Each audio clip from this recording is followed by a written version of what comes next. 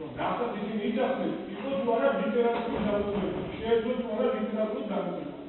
ორმა ექსპერტმა ამ შემთხვევაში სიმართლე თქვა, ორივე მიუთითა კონკრეტული ლიტერატურა. ხოლო ცინცაძე ექსპერტმა, რომელმაც თქვა, რომ გვარი ეწერება, იკუშება და საერთოდ ბალისტიკას და სამედიცინო ტრამატოლოგიას აზრი არ აქვს, მან ვერ მიუთითა ლიტერატურა. და ამიტომ პროკურატურა შეუძლია კიდევ რამდენიმე ექსპერტი მოეყოლოს ამ პროცესს. ეს ყველაფერი შემოსავლით ერთმა გამეფება. შეიძლება დავამატო. რა თქმა უნდა, ვეთანხმები ამ სამომავლობას და მინდა დავამატო ესეთი რამე. ეს მარკაროვი გვიჩიან თუ ეთქვა, რომ და რა გვიჩიან სიტყვაზე რომ იყო 12 კალიბრიანი იარაღიო, 12 კალიბრიანი იარაღი ეწერებოდა. მას მნიშვნელობა არ ჰქონდა. სინამდვილეში არავის არ აინტერესებდა რა იარაღიც იყო მოკლული. თავი იყო ნოზარ გვიჩენის ჩვენებები რამდენად გაემყარებინა იმდროინდელ სასამართლოს და იმდროინდელ პროკურატურას. ისე ტენდენციურად მივიდა ყველაფერი, რომ აი თქო ეხლა ყველასთან არ არის კავშირში, მაგრამ რომ წარმოდგენა რო გქონდეს რა. ამდენად საფუძვლიანად ჰქონდა შესწავლილი და ამდენად საფუძვლიანად მიდიოდა განაჩენში გამიწერეს ამიგე იარაღები ამოგვიდეს ვითომ საქმე. რომელიც აქ ბრალდება არ მედავებოდა მასთან. აქ ბუნებაში არ ყოფილა. ამ განაჩენს ამავე სამართლე მოაწერა ხელი. მე უზრუნველს ხო გააზრდა შეცდომა. თქონდა მაგრამ ხო დაწერეს ფაქტი მომხდარი. აუცილებელია დადგენილდეს რა იარაღით არის მოკლული, რომ მარკო ბარიგა ნოდარ გუჩიანი არ არის ეს ეტალონი იმისა, რომ ყველაფერი მაგის სიტყვები სიმართლე იყო.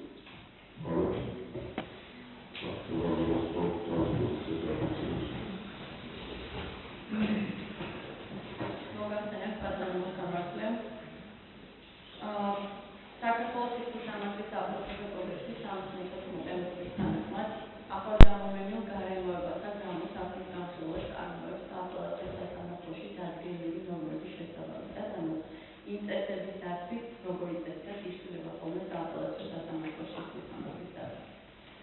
საპროცესო კოდექსის 291 მის თანახმად ამ მუხში მოცემული არის სააპელაციო სასამართლოში სახლის განხილვის წესი. ამავე მუხში მითითებულია, რომ სააპელაციო სასამართლოში წარმოებს მხოლოდ და მხოლოდ ორი ტიპის მტკიცებულებების გამოკვლევა. ეს არის მტკიცებულებები, რომლებიც გამოიკვლევდა სასამართლო, მაგრამ დადგენილია, რომ ეს მტკიცებულებების გამოკვლევა მოხდა არსებითი დარღვევებით და მეორე მტკიცებულებები, რომლებიც არის ახალი, მაგრამ დაცვის მხარემ აუცილებლად უნდა დაასაბუთოს, რომ ეს ახალი მტკიცებულებები არის ნამდვილად ახალი და მისი წარმოქმნა ობიექტურად შეუძლებელი იყო უფრო ადრე. ამიტომ დაცვის მხარემ უნდა დაადასტუროს, რომ ეს ახალი მტკიცებულებები განსაკუთრებით მნიშვნელოვანი არის დაცვის მხარის პოზიციის გასამყარებლად. ეს მინდოდა მეთქვა ყველა წმენდ მომგებლობასთან დაკავშირებით გარკვეულწილად შესაძლოა. ამასთან სააპელაციო სასამართლოში დადგენილი არის სახლის განხილვის ფარგლები საპროცესო კოდექსის, რაც ნიშნავს, რომ ზოგადად საჩივარი სააპელაციო სასამართლოში განიხილება იმ ფარგლებში, რა ფარგლებში საჩივარი იქნა დაყენებული, რაც ახალ გამოვლენილ გარემოებათა სახლის განხილვაზე ვრცელდება სააპელაციო სასამართლოში დადგენილი წესები. დღეს ჩვენ უნდა განვიხილოთ ეს უამბულობა სწორედ იმ ფარგლებში, რა ფარგლებშიც იგი არის დაყენებული. მე შევახსენებ სასამართლოს და დაცვის მხარეს, რომ 2013 წლის 24 ივნისს დაცვის მხარემ სასამართლოს მიმართა ახალ გამოვლენილ გარემოებათა გამო განაჩენის გადაცემის მოთხოვნით და მაშინ მიუთითა რამდენიმე საფუძველი. პირველი ეს იყო 2008 წლის 6 თებერვალს გამოტანი განაჩენი, რომელსაც დავით კეუკვაძე გადამნაშავეთ. კერძოდ დადგინდა, რომ ხვრია, რომელიც აღმოაჩინეს ნიკოლოზ ლომინაძის საცხოვრებელ ბინაში ქალაქ თბილისში, ბახტრიანის 26-ში, იქ მიტანილი იქნა დავით კეუკვას მიერ. ასევე შუამდგომლობაში დაცვის მხარეს და სხვა მტკიცებულებებზე, კერძოდ ნოდარ გვიჩიანის ჩვეულებებს შორის წინააღმდეგობაზე, პაპაჩაშვილის, ხერკელაძის, გვიჩიანის ჩვეულებებს შორის წინააღმდეგობაზე, ასევე უთითებდა ამერიკის შეერთებული შტატების ფედერალური ბიუროს მიერ განხილული ექსპერტიზის დასკვნებზე, როგორც ასევე ახალ გარემოებაზე. თუმცა შევახსენებ, რომ სასამართლომ თავის განჩინებაში, რომელსაც დასაშვებად ცნობს დაცვის მხარის მიერ წარმოქმნილი შუამდგომლობას, ეს რჩევაზე მიუთითა, რომ ახალი გარემოება იყო მხოლოდ და მხოლოდ დავით კეუკვას მიმართ გამოტანილი განაჩენი და არა სხვა ამ შუამდგომლობაში მითითებული გარემოებები. შესაბამისად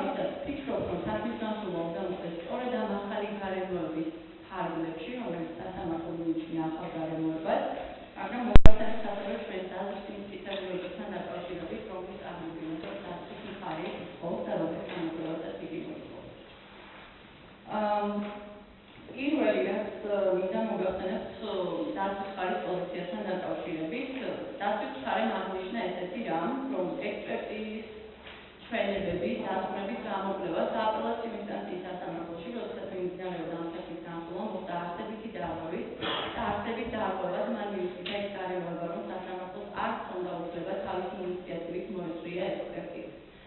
მე დაცვის მხარეს ვეთანხმები მხოლოდ ერთ ნაწილში, კერძოდ დღევანდელი საპროცესო კოდექსი ნამდვილად არ იძლევა ამის შესრულებას, რომ სასამართლოს თავისი ინიციატივით გამოიცხადოს ექსპერტი, მაგრამ იმ დროისათვის მოქმედი საპროცესო კოდექსის 91 მუხლში თეთრი ჩავწერთ ეცდა, რომ ექსპერტი არის იგი, რომელსაც აქვს სპეციალური ცოდნა მეცნიერების ტექნიკის ხელოვნების დარგში და რომელიც გამომძიებელმა პროკურორმა ან სასამართლომ ბრალდებულმა დამცველმა დაზარალებულმა დანიშნა სპეციალური გამოკვლევის ჩასატარებლად. ანუ ეს ნიშნავს იმას, რომ არსებით დარღვევას ადგილი არ ჰქონია, როდესაც ეს ექსპერტები დაინიშნენ, რაც შეეხება სასამართლოს მიერ ამ ექსპერტიზის შედეგების შეფასებას, ეს არ წარმოადგენს არსებით დარღვევას, თუნდაც დაცვის მხარე არ ეთანხმებოდეს სასამართლოს მიერ თავისი შინაგანი რწმენით შეფასებულ მტკიცებულებებს. რაც შეეხება დაცვის მხარის უამბოლობას, კერძოდ გამოკვლეული იქნეს 2013 წლის 3 სექტემბერს გაცემული ბალისტიკური და ფიზიკო-ტექნიკური ექსპერტიზის დასკვნა, ასევე დამოუკიდებელი სასამართლო ექსპერტიზის ცენტრის დირექტორის მიერ 2013 წლის 2 სექტემბერს გაცემული სასამართლო სამედიცინო ექსპერტიზის დასკვნა, ასევე ტიუბინგენის ებერჰარდ კარლსის სახელობის მედიცინის ინსტიტუტის დოქტორის ვენერის წერილი დაერთოს და გამოვიძიოთ ამ სიტყვის სამართლის საქმეს. რაც ბრალდების მხარე დაცვის მხარე ვერ დაეთანხმება ამ ნაწილში შემდეგი მიზეზების გამო. პირველი, ეს არ წარმოადგენს იმახავ მტკიცებულებას, რომლის წარდგენას დაცვის მხარეს არ შეეძლო დღევანდელ სასამართლო განხილვამდე, ძველი საპროცესო კოდექსი, რომელიც მოქმედებდა იმ დროისათვის, დაცვის მხარეს ანიჭებდა უფლებას ჩაეტარებინა მას ალტერნატიული ექსპერტიზა და ამხრივ ისარგებლოებიდეს დაცვის მხარეს. ერთ შემთხვევაში, როდესაც მან ალტერნატიული ექსპერტიზის დასკვნა წარმოადგინა და სასამართლო გაუწყო იქ იმაში სამართლის საქმეს, ამიტომ იგივე უფლება შეეძლო მას გამოეყენებინა მაშინ, როდესაც მიმდინარეობდა ამ საქმის არსებითი განხილვა და არა დღეს 2013 წელს, როცა არანაირი გარემოება მას ხელს არ უშლიდა, როდესაც ეს შეეძლო გაეკეთებინა 2007 წელს, როდესაც მიმდინარეობდა ამ სამართლის საქმის განხილვა. ამასთან თქვენი ყურადღება მინდა გავამახვილო ერთ მნიშვნელოვან დეტალზე.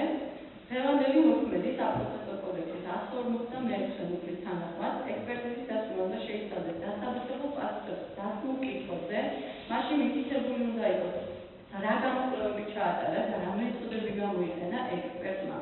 შესაბამისად იბადება ლოგიკური კითხვა, არის თუ არა მათ მიერ წარმოდგენილი დასკვნები, ექსპერტიზის დასკვნები, წმინდა საპროცესო დაგებით.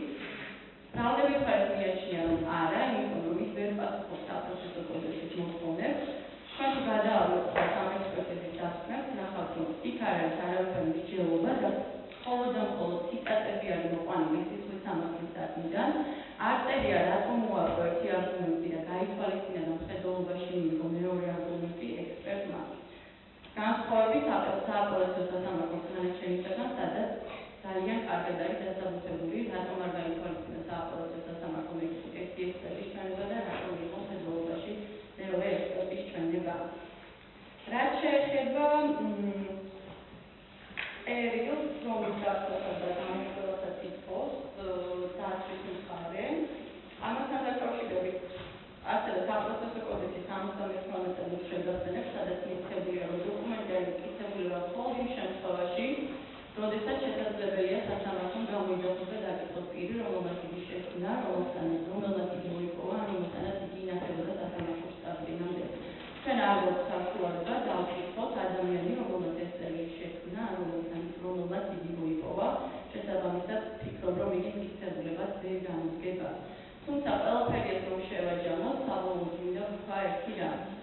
არც ერთი მათ მიერ წარმოდგენილი მტკიცებულება არ არის ახალი იმ გაგებით, რომ მათი მოპოვების შანსი არ გააჩნდა დაცვის მხარეს დღევანდელ სასამართლო პროცესამდე და კიდევ ერთხელ შევახსენებ დაცვის მხარეს. ეს არის ახლად გამოვლენილ გარემოებათა გამო საქმის განხილვა იმის ფარგლებში, რა ფარგლებში თქვენი კონტროლობა იქნა დაყენებული და არ მიმდინარეობს საქმის ხელახალი არსებითი განხილვა და ყველა ეს მტკიცებულება ვერ იქნება თავიდან გამოკვლეული, რაც უკვე გამოკვლეული იქნა ორ სასამართლო ინსტანციაში.